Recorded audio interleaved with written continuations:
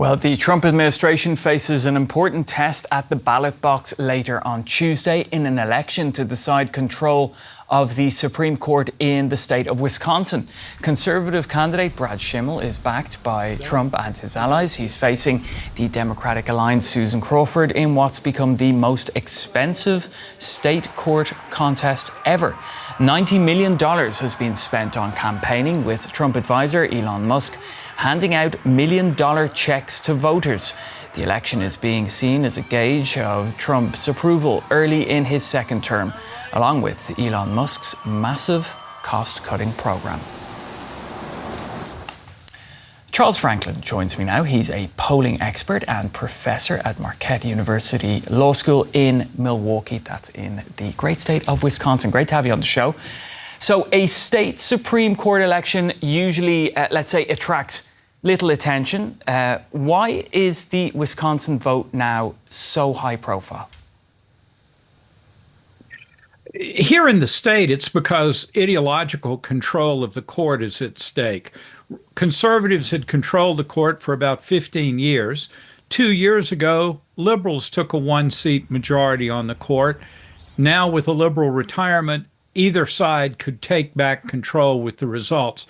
That matters a lot to people here in the state, but not to people elsewhere. It's only because Elon Musk got deeply involved in the race, and endorsements from President Trump and former President Barack Obama have also made this race much more a national contest than it would have been if they had stayed out of the race.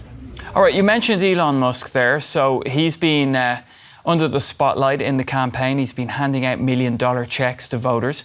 Could his involvement actually be a liability, though, for the Conservative candidate, Brad Schimel?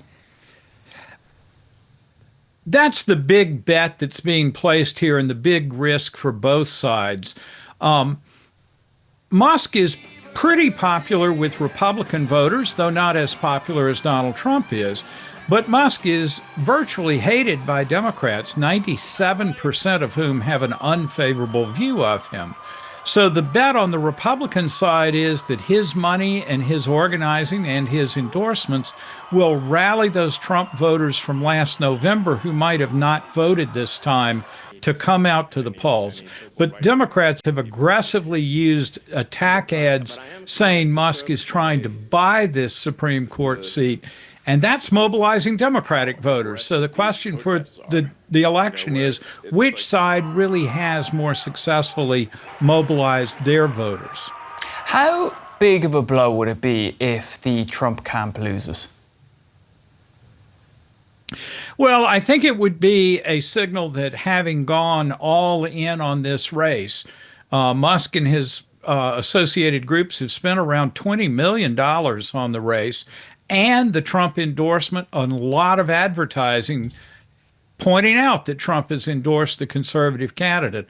A loss there would be a signal that Trump, who barely won the state in November, didn't have the ability to push over a conservative candidate in this year's race. Charles, thanks for your insights. Charles Franklin of Marquette Law School in Wisconsin. Thank you. Thank you.